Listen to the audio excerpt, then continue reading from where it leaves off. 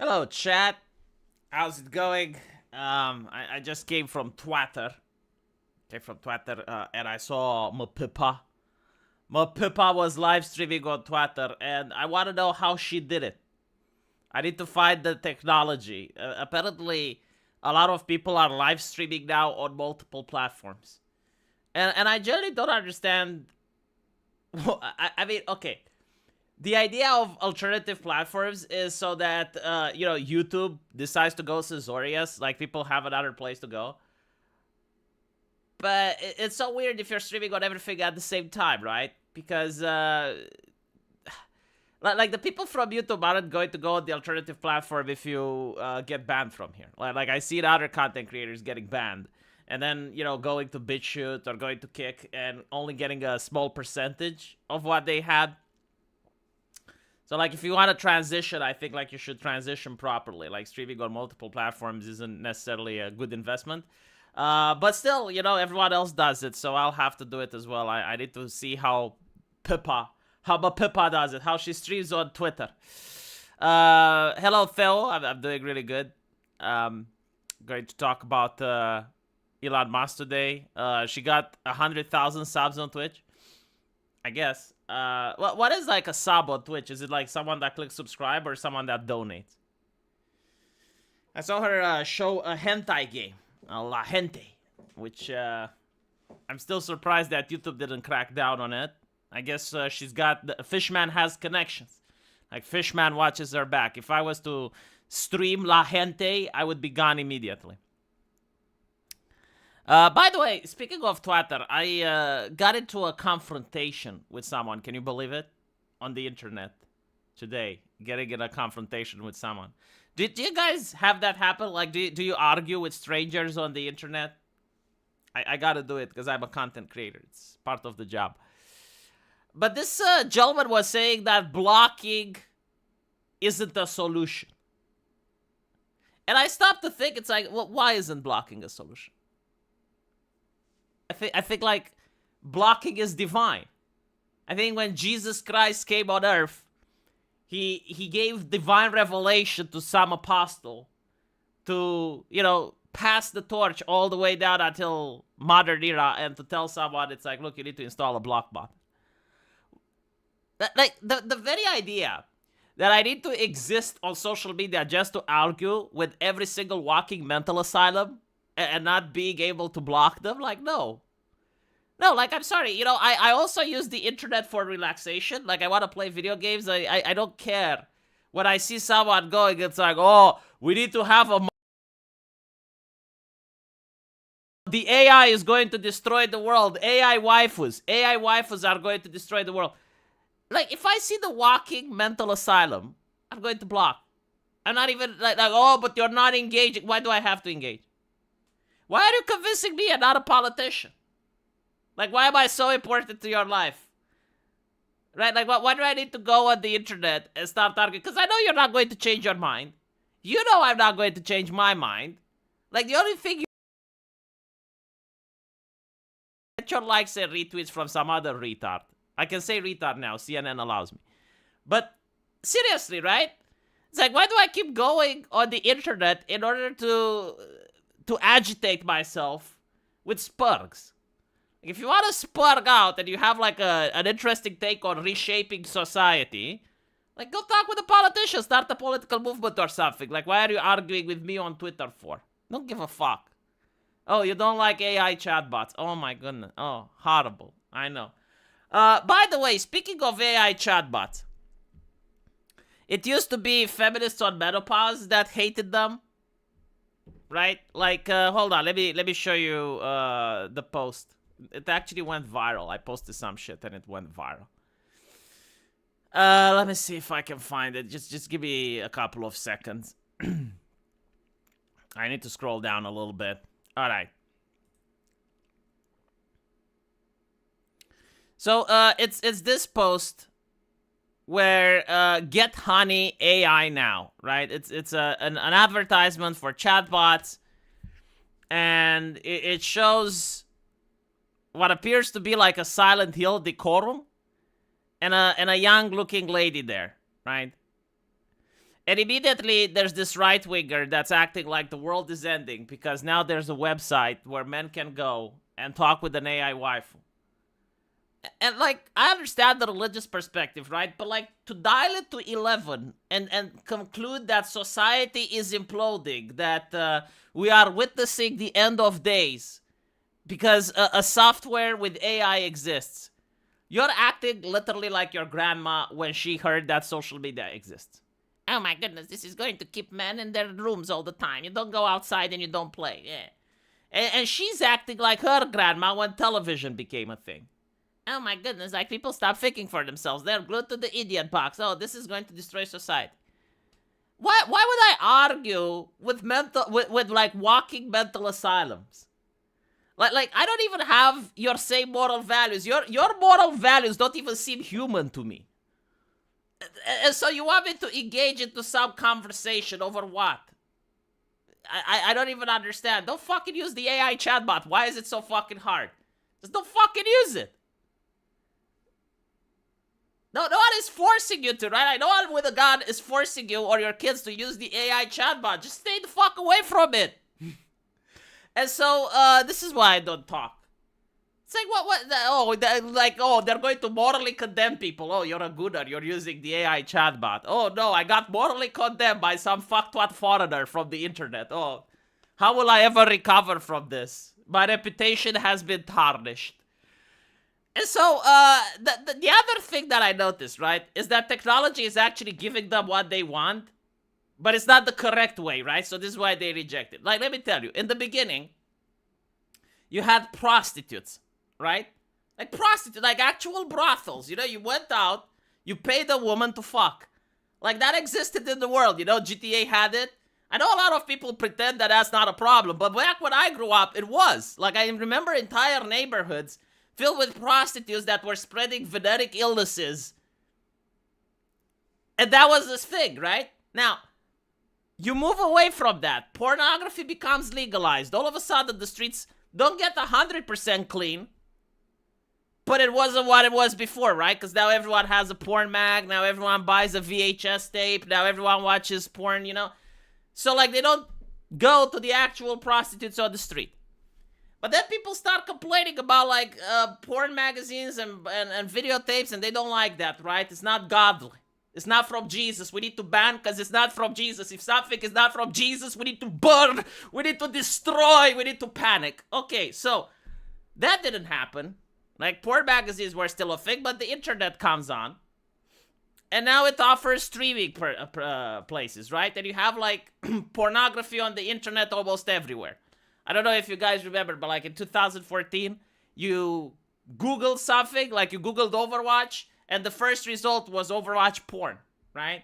And again, people, oh, it's not Christian, it's not godly, it's not godly. But now, they also have the feminists. Sexploitation, it's exploiting, it uses exploiting, it's, okay. OnlyFans, right? And like all the smut, all the nastiness from the internet, it's at least in one place, right? So like, again, moving from the original, when you have actual women prostituting and spreading venereal illnesses, now you have all of the smut in one fucking place, right? It's locked in one place, you know where to find it, at least the internet is more clean, right? They don't like it. They don't fucking like it. Destroying society. The world is burning. Oh, goodness. They don't get it bad, but you know what? Now AI is coming. Now you can have pornography without someone having to kidnap a woman to do it. Like, you literally have a chatbot that gives you text. That's not good either. What the fuck do you want, man? What the fuck is good enough for you? Like, it will always exist, okay? The only thing you can hope for is to minimize it. But I guess, like, as long as someone in China is watching porn, you from America in a rural community, you can't sleep at night, all right? Like, your duty on Earth is to improve the life and well-being of every Chinese person that wants to talk with a wife. So, yeah, like... Why would I even talk to these people? When they come on Twitter, into my space, into my kitchen, Bringing away their mental fucking insanity. Why would I even bother? There's nothing to communicate there. There's nothing to talk about. The only thing they get is the block button.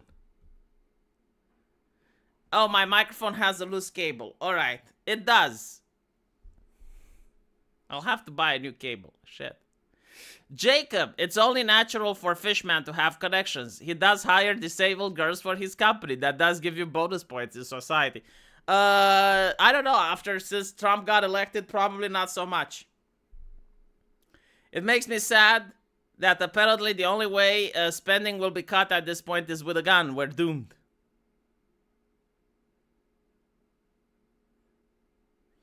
All right, hold on. No, I do have. I'll try to reconnect the microphone. Give me a sec.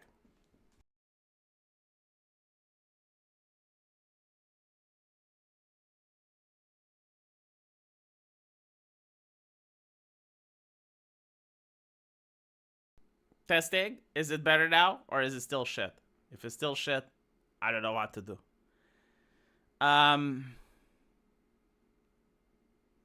It's not that insane people are getting their way in life. I wouldn't say that. I think like social media makes insane people a lot more loud than they should. Because if you go out in the real world and you start casting moral judgments, like you're worse than like you're better than Jesus, and you're basically just walking around and you're like a mobile church condemning everyone, most people will avoid you, right? Like, you're not going to have many friends. But on the internet, it doesn't work that way. On the internet, you find, like, the other people that are in the mental asylum, and they form groups. And this is how the social justice activists clicked. And this is how, like, whatever twat that tries to push morality on other people is going to find other twats like it, and they're going to click. And the only thing that pisses them off the most is blocking them. Like, just don't treat them seriously. Just block. And they get really agitated, right?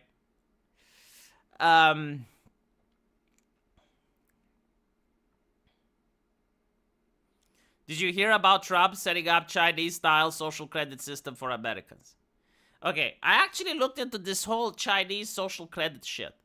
And it's a lot more complex than people like to say. First of all, China doesn't really have a social credit system as it's propagandized in the West, right? Like, if you believe that Chinese people live like in an MMO, where they're farming points, right? That's Western propaganda. Apparently, it's not true. And I spoke with different Chinese people. And it's not that I believe them because they're Chinese. But they made logical sense to me. They said, V, okay, you're a smart man, right? Like, you're the one that carries the ancient wisdom of Rome, right? Like, you understand how things work.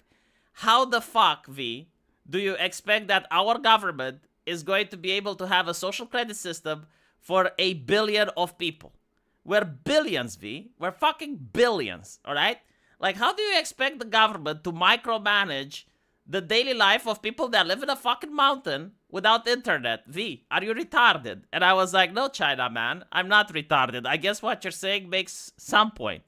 It's like, V, it's not entirely false. Okay, like there is a social credit system, but it's localized in certain cities, right? Like if the government wants to control, maybe like the upper middle class in Beijing or like the upper middle class in Shanghai, yeah, okay, fine. But if you're expecting that every single peasant in fucking China, V, lives under a social credit score, you're retarded. And so he actually made sense, right? Like I was like, okay, no, hold on, right? Like the China man speaks true. Like I do believe that while his government is authoritarian and is into control, I do believe that what he is saying, like, yeah, it would show inefficiency. Like there is no reason to control the peasant from the middle of rural China when he can't do much anyway. Even if he chimps out, like what is he going to do, right? Now, regarding America, well, America does have a sort of informal social credit system when it comes to banking. Like, if you do certain things, then you may not get a loan. So, for instance, if you made a loan and you didn't repay it, if you made a certain, like if you fail to pay your debt to the utilities, like you failed to pay the electric company and shit, or you had businesses and you bankrupted them, right? Like you get a lower financial score. So these are scores that you don't know, like they're not visible, but the banks, like they have you under a file, and whatever you fail to pay a debt, whatever you fail to pay a loan, if you fail to pay the utilities, apparently like they talk with each other behind the scenes. There's companies that network and they talk to each other, and so you're placed on a list, right? So yeah, you do have like a social credit score, but it's not in the sense of the Chinese one. Now, in Britain, apparently, there is actually an informal social credit score that goes beyond the risk taking that the banks do. And Nigel Farage experienced it, right? Like, he got debanked for supporting Brexit. So basically, what I said back in the day, and a lot of people attacked me for it, and I said that if the Chinese Communist Party was to conquer Britain, right? Like they actually managed to invade, and now they have Britain. And my question is, like, would the life of the average British citizen, right, that doesn't care about politics, like the life of a person that just goes to work, comes home, would it improve or would it go down? And my assumption is that the life of the average British person would massively increase because their government is already authoritarian. But unlike the Chinese, their government is worse. And I'm definitely going to stand up to this, right? Because if the Chinese took over, crime level would immediately drop. All the mass migration bullshit would drop. You wouldn't have elections, so they wouldn't really care that much what you think or what you say.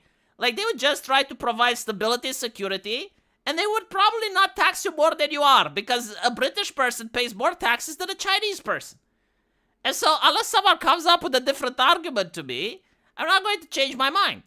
Now, if you're talking about Britain from the 90s, oh yeah, no, like Britain from the 90s is definitely better than China, right? Like Britain from the 90s is probably why the people in Hong Kong, when they rebelled, they had still the British flag. It's because like Britain back then actually gave a shit about its people. And the politicians were actually governing in the interest of their country. I would say even Britain from 2000, right? But Britain from 2025, absolutely not. Mass grave. Defend Britain. Go on. Defend Keir Starmer. Like, tell me how Keir Starmer is better to the average British person than the average Chinese person in China, right? Like, what does Britain do? They want environmentalism, right? Like, they want you poor. They want you to stop using air conditioning. They want you to stop driving a car. If you're going to protest, they have CCTV footage everywhere. They track you by phone. They track you at the entrance and exit of the train stations. They use the same tactics that they used to crack down on hooligans they use against you. Now, please tell me how that is so fucking different than China. Like, oh, no, it's because they call themselves democratic, right? It's because it's in the West. It's this magical place in the West that makes everything roses and peachy. No, it's an authoritarian hellhole, right? Like, if you compare Britain today with Britain from 2010, massive differences. Dude, you have people arrested in Britain for fucking praying. Elon Musk and JD Vance talked about it. Like, can we stop pretending at some point? Can we stop running on prestige inertia? Where it's like, okay, it was good in the past, so it must be good now. No. Things may change, right? Things may change if politicians decide to take a different course. But right now, I don't see it. I see Britain as being an authoritarian state. Sounds exactly the same as China. I'm saying the DOM is the comparison of debt system to a social system. Well, no, like I'm comparing like from the perspective of an average citizen, right? Like, we're not talking economy, we're not talking philosophy, we're not talking anything. But I'm talking about, like, you go to work, you come home, how much do you keep versus how much is it being taxed, right?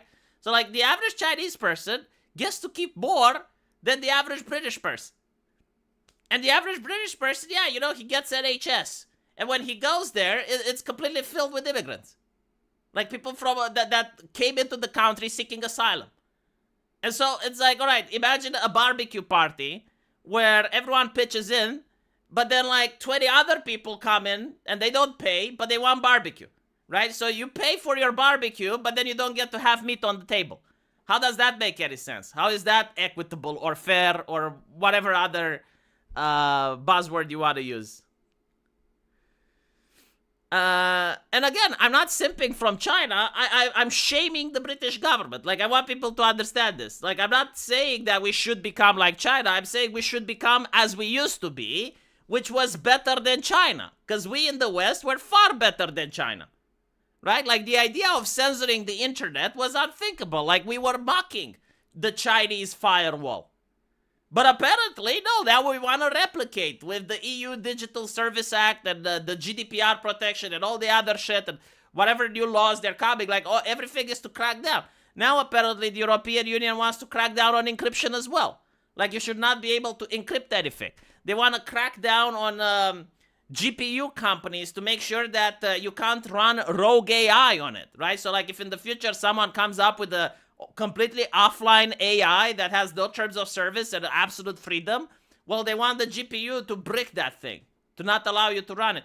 And so, like, I'm sorry, but I'm looking at the way things are going, and the West is trying to copy China, but it's copying just the authoritarian shit. It's not copying any of the results, because, like it or not, they do have some results, right? Like, they're competing with America for hegemony, so it can't be that fucking bad. Look up who Alex Karp is, the guy Trump is working with and was introduced to Musk. I will in a bit. Not even the dictatorship of Brazil was as authoritarian as current Britain and the European Union. Yeah, no, like when I saw the protests against Keir Starmer and how quickly he delegitimized them and how quickly he cracked down on them, I'm sorry, but I can't say that it's a democracy. Like, that wouldn't have happened under under the 2010, probably not even the conservatives would have cracked down on protests like that. Like, Theresa May wouldn't do it. Liz Truss probably wouldn't do it. Rishi Sunak may have done it. I think Rishi Sunak may have done it, right? Because he got anointed. He didn't get voted in. Copying all the terrible stuff. Not the cool, interesting, fun stuff. Yeah, we don't have robots yet, do we? Larry Ellison would be a more significant person to look at. Like, look, I'm not looking into people right now because we only have 1 hour, so I don't have time to look into everyone. But we are going to go through the news. The Chinese would colonize and treat the average citizen of the UK like absolute crap. Not really China style. They usually colonize ports and farmlands. But, like, if they were to manage an entire nation, I think they would do it differently because they wouldn't want rebellions. Like, they would probably look into the way things were done during the imperial era, right? During the colonial era. And they would try to apply that logic. Like, they would want stability because they're really far away. So they wouldn't want people to riot. Like, they would just want to extract wealth. They would want to extract goods. They wouldn't necessarily want to have, like, constant riots and constant upheavals because it's costly for them. They have other shit to do. So, no, I don't think, like, they would treat the United Kingdom the same way they're treating their other colonies. Anyway, right. Let's look at the Elon Musk-Donald Trump relationship. So, this is really interesting. I think the mainstream media was waiting for this moment, and they're actually salivating that it's finally happening because they were really worried about the alliance between Trump and Elon Musk. And the reason isn't that Elon Musk is wealthy, it's the fact that he owns Twitter. So, Maga has an outlet. Like, they have a platform from which they can launch their ideas. And this terrifies the mainstream media, right? Because in the first Trump presidency, the mainstream media owned everything. Like, it was impossible to have conversations without a chaperone, without, like, you want to talk about abortions, well, you get banned. You want to talk about immigration, you get banned. Meanwhile, on the left, you could have been a person that glorifies and champions abortions, and it's like, we don't have enough. Like, we need even more abortions. Like, it should be a way that we can assess the current government. If under the previous party you don't have 600,000 abortions at least, then that is a failure as a government, you need more. You say that as a leftist, Nothing happens. Like, no one suppresses you, the algorithm doesn't crack down on you, right? Like, that's perfectly fine. Immigration. I think everyone should come to America. In fact, I think, like, Americans should go into the Middle East and kidnap people and drag them into America, because it's much better here than there, right? Like, if possible, there should be minivans in Mexico just abducting people and moving them over the border. And they should all be registered and vote Democrat. You say that, nothing bad happens, right? Because you're a leftist. And that was the internet back then. Now, with Elon Musk, people can finally talk. And this terrifies the establishment. And so they wanted to get Elon Musk and Donald Trump to spurg out at each other. And I do think that Elon Musk now is going to be attacked by the left and the right. Now, here's the thing, right? I generally don't know why Elon Musk decided to help Donald Trump. A lot of people like to say that it's financial in nature.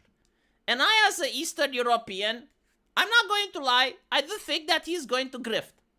Every single person in a position of power is going to grift. Like, that's my default. I don't even think that an honest politician or an honest person in Elon Musk's position is 100% clean. Like, I don't think that person exists on planet Earth, right? And so the question is, like, is it a reasonable grift or is it an unreasonable grift? Like, this is how Eastern Europeans think, right? Is he going to be a good governor? And if he's a good governor, then he can be corrupt, right? If it's morally corrupt, if it's I don't fucking care. Is he governing properly and is he doing something for the people? That's how people in Eastern Europe think. Americans are like with moral purity. Like, they will assume that the person is morally clean and never grifts until he does something and then they discard him, right? So what they get is people that lie. But I'm a little bit more pragmatic, I like to think. I'm a little bit more complex. I think, like, okay, he is going to grift, but how much? Now, regarding Elon Musk, though, I think, like, he wanted to grift a little bit, which is normal. But I definitely think that he wanted to accomplish what he said. Right? Like, he's already the richest man on Earth. I don't think he needs that more money. And so, when he joins the American government, yeah, sure, you know, like, maybe he can get some subsidies for himself. Maybe he can get some grants for his AI. Sure. But I definitely think that he genuinely wanted to cut down the budget. And it makes sense because he says that, look, if America goes bankrupt, it affects me as well. Like, why can't I believe that he can be an actual patriot? Like an actual person that gives a shit. Of course he's greedy. Of course he wants something for his companies. Like, who the fuck doesn't? But at the same time, that doesn't mean that he wouldn't want to return something to the community. And so I think that this actually pissed him off, right? Like the big, beautiful bill pissed him off. And I don't think, like, this is a fake, because I saw people being like, oh, what if Trump is playing 4D chess? What if Trump is actually interested in getting Elon Musk to shut down the bill? Because, like, Elon Musk does have a lot of soft power, right? Like, if he gets upset on a politician, he can use the algorithm to suppress the politician and to promote his opponent. So, like, let's say you have a place where there's two governors running, and in the primaries, and one of the governors is actually for cutting spending, and the other one is for increasing spending, right? Like, Elon Musk can simply use his algorithm in order to promote one over the other. And the funny thing is that it's legal. Now, I don't know if he's going to do it because he positions himself for a lot of litigation if he's going to pull it off. But assuming that he doesn't, it's the fear that he can do it, which is impactful. And secondly, you know, like, him giving you a call out is also incredibly strong. Because if Elon Musk says vote this guy, I think, like, that guy is going to have at least 5% increase in voting. Because Elon Musk has a big megaphone, right? And so politicians are starting to fear him because of that. And I expect that you'll see a lot of articles that are going to attack him, like, all of a sudden from the left and the right, and they're going to be, oh, he's a grifter, oh, he's grifting, oh, look at the grift. And it's like, yeah, sure, he's grifting, yeah. But what about the thing that he's trying to accomplish? Should the budget not be shrunk? Like, this is how I would deal. Like, just take the conversation back to where it's supposed to be. Like, yeah, he's a grifter. No, absolutely, I agree. Of course he's grifting. Like, I would be surprised if he isn't. But how many times do you have a person that's influential and rich enough in order to come up and say, hey, what about cutting government spending?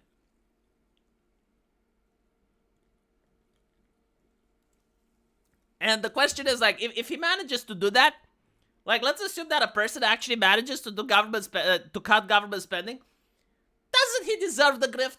Like, let's be honest. Wouldn't you give him the grift yourself? Wouldn't you be like, you know what? You cut government spending, grift away. Fucking grift. I don't care. Just don't grift too much. Let something for the people. But you cut government spending. Once a generation, this man has our blessing to grift. If he wants to grift, fine. Just do what you promised. And cut that fucking government spending. SRC Maker, what did I miss? I saw Trump apparently send Musk as Trump derangement syndrome. Oh well, I still love my Tesla. And full self-drive. My government just cut spending? Oh, fuck. Where are you from? I want your government for me as well. I'm out of the loop, but I just think it's a disagreement, not a big drama. Well, the press is going to make it a big drama. Basically, what happened is that, Elon Musk tried to cut government spending with Dodge, right? And he got blackballed by politicians, both by the left and the right. Like, people from the Republican Party also tried to stop him. And so, his days were over because, like, as a government contractor, I don't know, I think you have, like, a time limit, 120 days or something, in which we can, basically, as a private individual, consult the government, right? So his days were over. He parted ways. And now Trump is releasing the Big Beautiful Bill. Now, the Big Beautiful Bill has a lot of interesting things in it that many MAGA people like. But it turns out that it also increases government spending by a significant deal. And so this is what he doesn't like. He's like, look, I did my best in order to decrease government spending. I helped Trump to decrease government spending. I did all of this in order to decrease it, and you guys are increasing it now. And he's really upset. So I don't think it's like necessarily a drama in the sense of a YouTuber being upset at another YouTuber. Or that it's something personal with Donald Trump. No, I think it's politics. I think he genuinely wanted to decrease America's government spending, and what they are doing is the opposite. And so he's a little bit butthurt. He's a little bit asmad. And in his place, I would probably be a little bit asmad as well. But it's not sustainable, right? Like, you're just tanking the economy if you keep increasing and increasing the debt.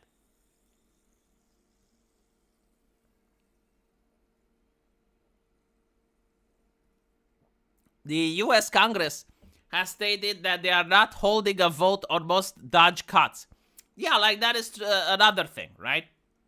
Now, the reason is obvious. Like, politicians, they want the government spending because that's their grift. Right? Like, that's how they make money. So, like, you need to think like a politician for a little bit. A politician is a person like you. He's got a family. He's got political ambitions, right? And so he already has as much money as a human needs. Like, a politician will never have a problem because he can't afford to go to the doctor. He's never going to have a problem that he can't pay the electricity bill. When he goes shopping, he doesn't check the prices. He just puts everything in the basket, right? That's a politician. He's got an army of people that are guarding him at all times. And so, like, what is a politician's ambitions? Well, a politician's ambitions is to make more money. And it's to also gain prestige. Now, they don't really have interests in improving the well-being of the people, right? Like, their interest is in pleasing the people that give them money. And the people that give them money are lobbyists, corporations, activist groups, NGOs. Like, those are the people that he wants to please. And in order to please them, he has to make grift happens for them. You know, you got the gay rights movement. Like, what does the gay rights movement want? Well, they want money. So now you're signing a bill that, rewards cities that paint rainbow sidewalks and have gay consultants to lecture them on LGBT issues. You have the environmentalists. What do they want? Well, they want money. So now you sign a law that gives, right? All of this is increasing government spending, and all of this is part of the grift. And so when Elon Musk comes up and it's like, okay, let's cut government spending, well, you're making the politician be placed in a difficult position. Because how is he going to reward all his activists and NGOs?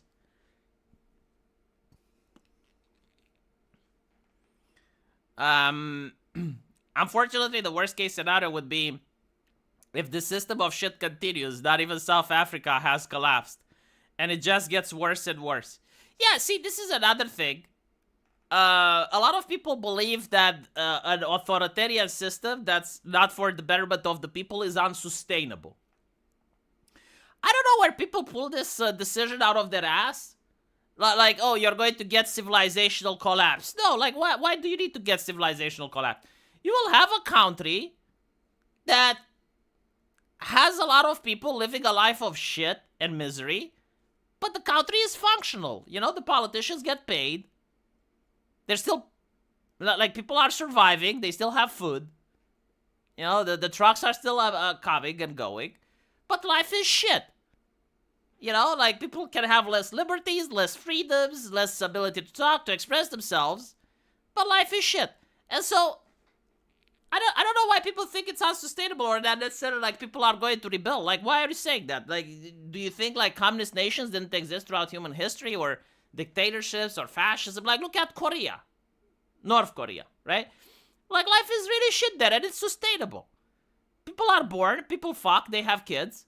People eat, right? They don't starve sometimes. Recently, I don't think they starve. And life goes on.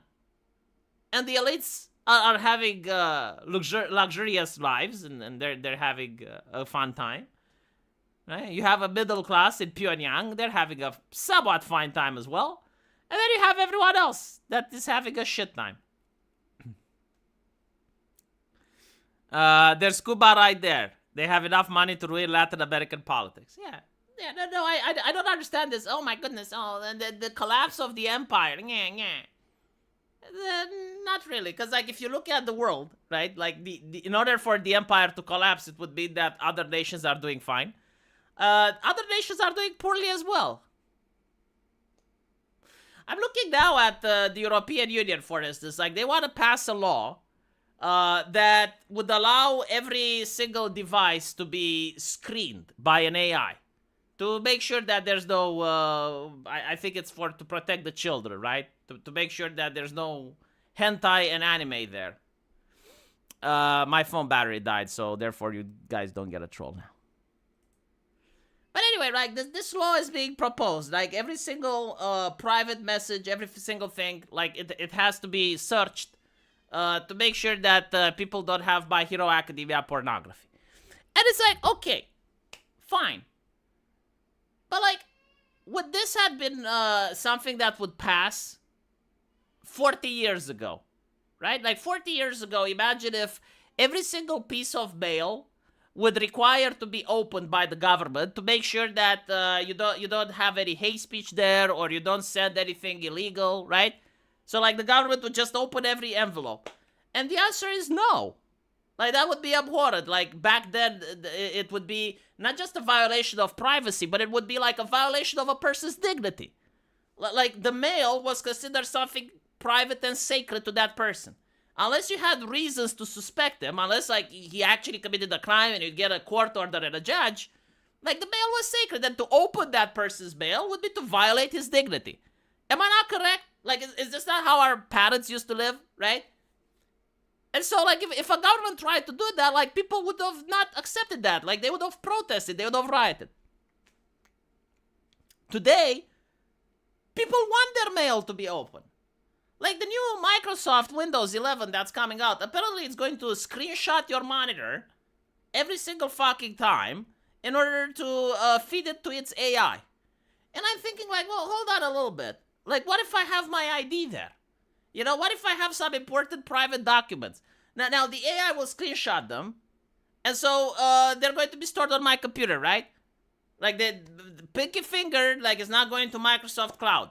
All right, so it's now on my computer. What if a hacker hacks my shit? What if I have their like private medical information or a credit card or whatever, you know, like pictures that people have on their computer sometimes with their paperwork? No one cares. And by the way, Microsoft Windows is saying, we're going to stop support for Microsoft Windows 10. So you're going to have to use 11. Even though it's an inferior product, even though no one wants it, well, it's always online. It's got its AI. And so we're going to use that.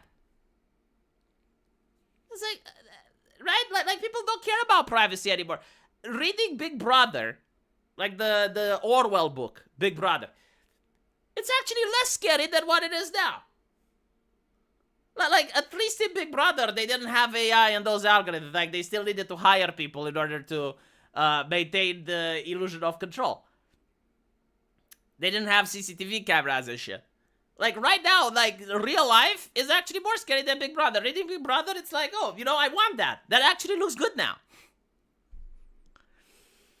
Now, see, you can say do not install Windows 11, which is true, but what ends up happening is that the moment there's going to be a Windows 10 vulnerability issue, like let's say hackers find a way to access your system or to break your machine, there's not going to be a patch for that. So it's only a matter of time until if you use Windows 10 and you're connected to the internet, like your entire computer is vulnerable.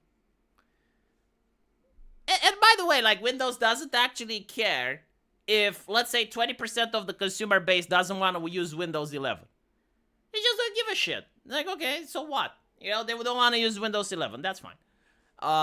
They will still spam you with advertisements. They will still spam you with upgrade, click here, upgrade now. And that's pretty much how it's going to be. SRC Maker, thank you for the $20. What always happens is the party in power, GOP, would cut funding to the other party's pet projects and increase funding for their own project. Musk has to know this, but he is on the speed run, so who knows? I think that Musk actually believed in Donald Trump and the Maga movement. You know, like, I would believe so as well. Like, you see a man managing to escape not one, but 2 assassination attempts. And he's got all the reasons to butt it all down. It's in his second presidency. And so you think, all right, well, if there is a time in history, now it is the time. And apparently he may have been wrong. So the only way things will be better is if we revolt. But we're cowards, so I'll be deleting myself when things get worse. I don't think you can revolt either.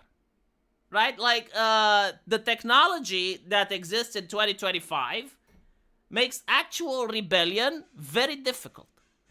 Because you have CCTV cameras at every corner. People carry their smartphones around wherever they go and they can be tracked. You have facial recognition software. You have AI that predicts the behavior of the masses. You have riot control that's incredibly efficient.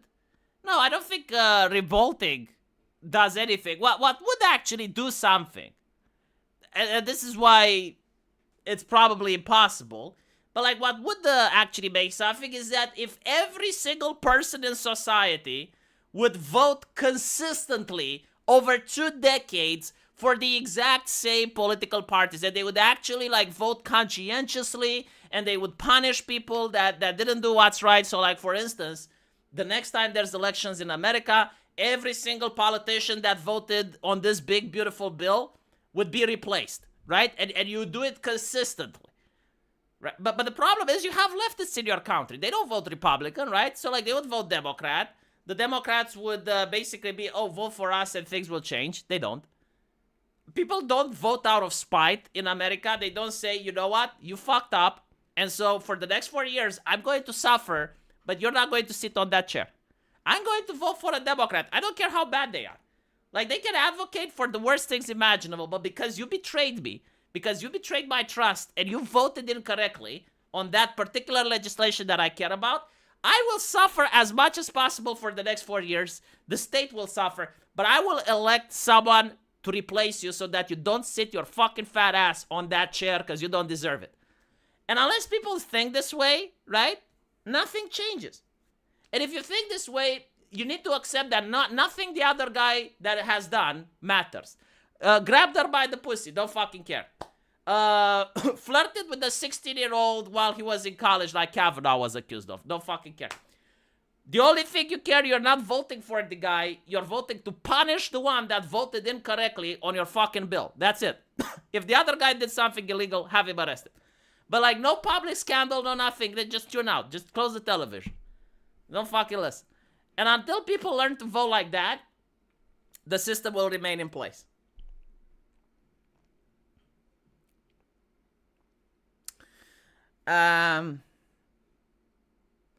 By the way, Solid Slug, expecting votes to actually count.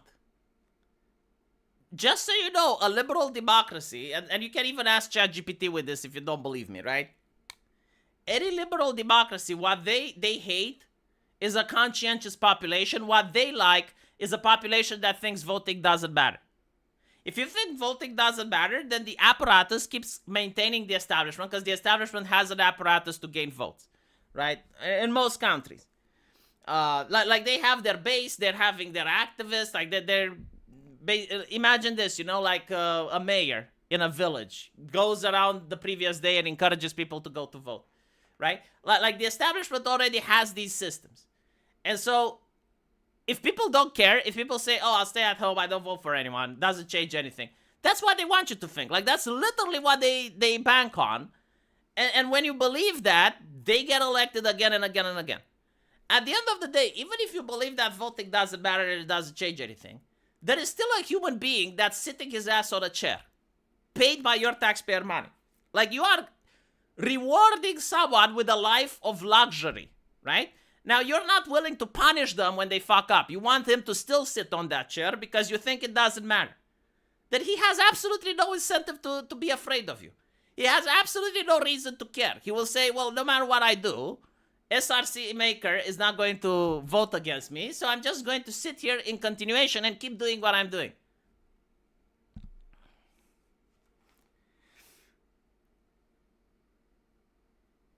Now, if you think voting doesn't matter, then why don't you go and a troll vote, right? Like, vote for the troll candidate, vote for the clown. If it doesn't matter, right? It doesn't matter. But if you think it doesn't matter and you don't go to vote, well, the establishment still remains in power. And they have absolutely no reason to fear you or even care about you. All right, hold on.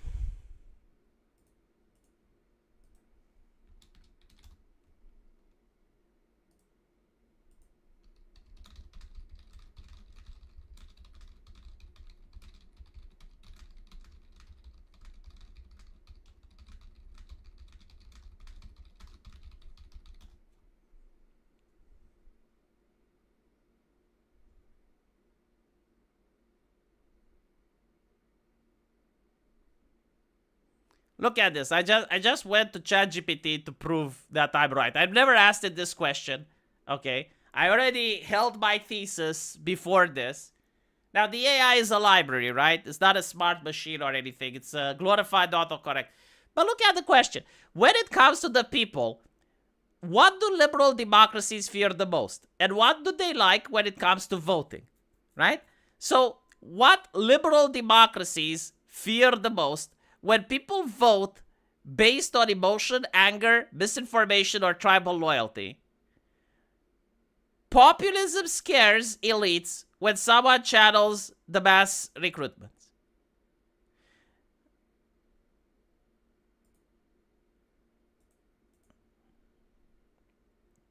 Liberal democracies fear passion without principle. Let's add Eastern European cynicism.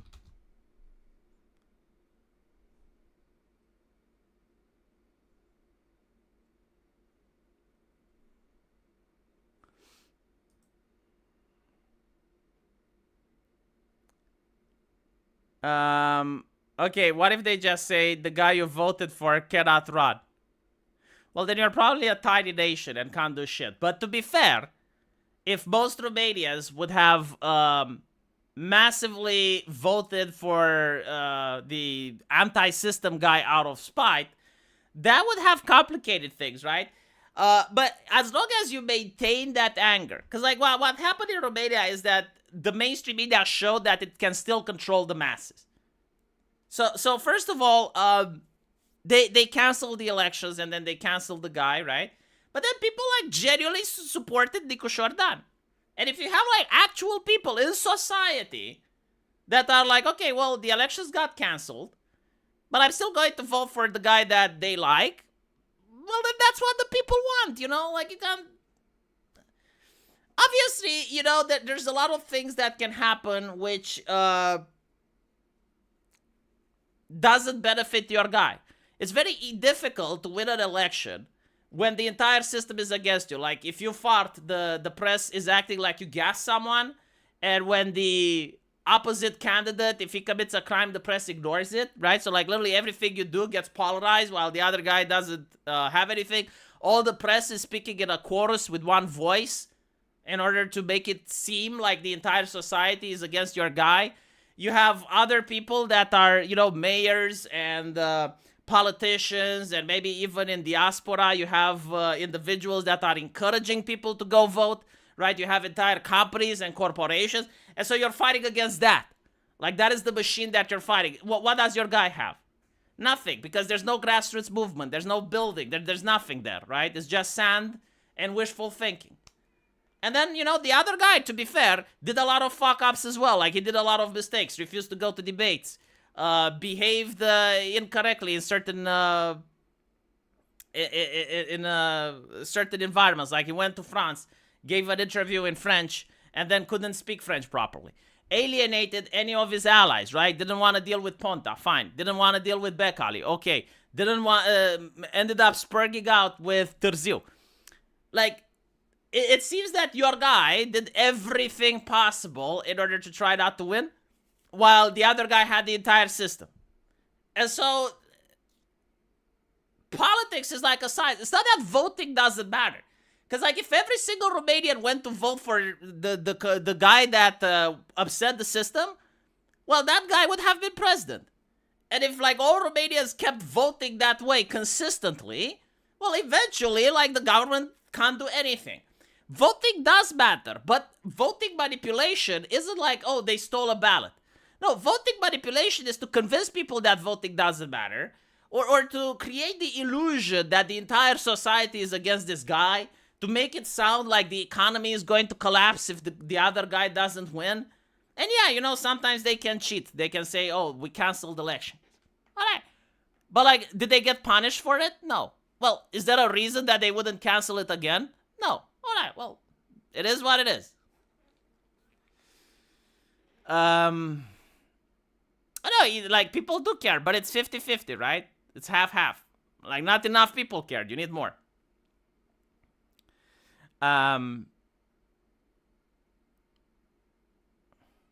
Almost like liberal democracies are actual terrible. See, I don't really like spreading the world based on government systems. Because they're all oligarchies. Like, every single system is an oligarchy. Like, okay, if you have a tyrant king, or an incompetent king, what do people do? Nothing. Jack shit. In fact, you can't talk against the king because he's God's chosen on earth, right? So, like, talking against the king or his decisions is blasphemy. Is that a better system? You know, is the European Union a better system? Like, actually, you know what? From the entire nation, which country would you like? If you want a more modern monarchy, the only one that I could say exists today, and it's actually a monarchy, it's North Korea. Like, North Korea, they believe the president is divine. They allow absolute power to the president. Borders are closed. They have an aristocracy. Like, if you're part of the inner party member, you're like an aristocrat. And that's North Korea. It's a monarchy, but in name only. Is it better than a democracy? I don't think so. China. I would say China is very similar to Imperial China. Like, they, the CCP is pretty similar to the way that the imperial bureaucracy used to work in Imperial China. I would also say that Turkey has some similarities, not all, but some similarities with the Ottoman Empire. And Russia is also very similar to Imperial Russia, where the oligarchs are the aristocrats. Now, here's the thing. The definitions really don't matter. The systems is very similar, right? Like, they all call themselves democracies, when in fact they're very similar to how they used to be in the medieval era. But adapted to a more modern take, because you have to govern over hundreds of millions of people. So you can't govern over, just a couple of millions. A constitutional republic with elections was the best one so far. As long as men remain moral and good. If voting didn't matter, the other side wouldn't bother cheating. Correct. Like a lot of people don't get that hundreds of millions of dollars are invested every single election by political parties. Why would they do that if voting didn't matter? Like, is it just a ritual where they just put money? No, like obviously it matters. And convincing other people not to vote is also part of the strategy. When peaceful revolution is impossible, what option remains? Usually, if you focus on yourself and your family, it's a lot more manageable than if you try to focus on the macro project. Usually, every single system, every political system, every country, every nation has going to have its beginning and its end. And so they can carry it on until you have a massive famine or an economic downturn or a war or something like that, and then the system gets resetted. But until then, I personally think we're moving towards digital feudalism, in the sense that nations stop being nation states in the historical sense, and they become more like economic zones where transactions happen. And the reason this is happening is because of technology. Because for the first time ever, you can speak with a person from China and then speak with a person from Korea and speak with a German on the internet, right? So like people don't have the Tower of Babel punishment. Like all people realize that they live on the same planet, and the internet kind of unifies in a way. I guess I could say soft power, right? Like Hollywood movies go everywhere, Japanese film goes everywhere. And so people become a lot more connected than they used to be in a medieval time where they didn't even know that North Korea exists. And then the banking system forces everyone together. So if you declare war on a country, it's an economic catastrophe. And this changes the mindset of people, right? Like this changes the attitudes of people. And I think that over a couple of decades, you're definitely going to see a new political system that didn't exist in the past. Like something that is brand new, right? Like the government actually has godlike powers because it has CCTV footage, satellite imagery. It knows based on AI everything you have. This is not a take. This is an observation. Like I'm not saying that this is good or desirable or this is a good system. I'm saying this is where we're going. Like give it a couple more decades and this is where we're at. Right? Like you're going to go to a job, and at the job they're going to have an AI that's just going to screen on you, and it's going to know exactly where you are, what you did, what internet controversies you were in. It's going to know everything about you, right? And that's pretty much where we're going. And you're going to see a lot less nationality. Like if you want to travel to America to work there, they will let you. If you want to travel to Europe to work there, they will let you.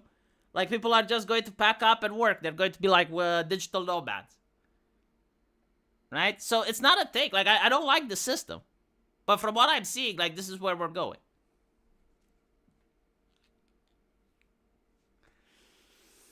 And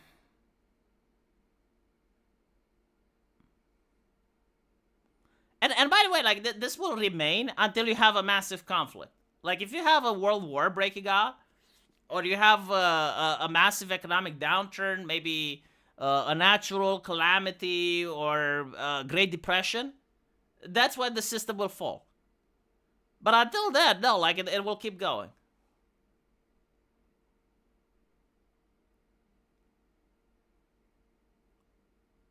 No, it's not going to be about the N-word. Like they're not going to care about that.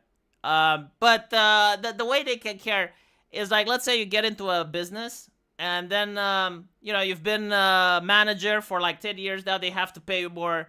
So they want to get rid of you. Like Target used to do that. Target would get rid of managers after 10 years because they didn't want to pay them higher salaries. And so they would just ask the AI for something that you did on the internet that's shameful, you know, a controversy that you got in, like some whatever, and they will tell it like, look, we're going to make this go away, but you need to resign. And if you don't, then they can just do a social media campaign against you. People can't survive without having a sense of connection. Oh yeah, but you will have a sense of connection. You get on a Zoom call with your family. You go in another place and you get buried there. Like, you do have a connection. It's just that it's going to be probably with your personal AI. Like, that's going to be your strongest connection. And you're going to have a connection with the people online. Again, I think this is where we're going. I'm not saying it's a good thing. But, like, the way society is behaving, that's the destination.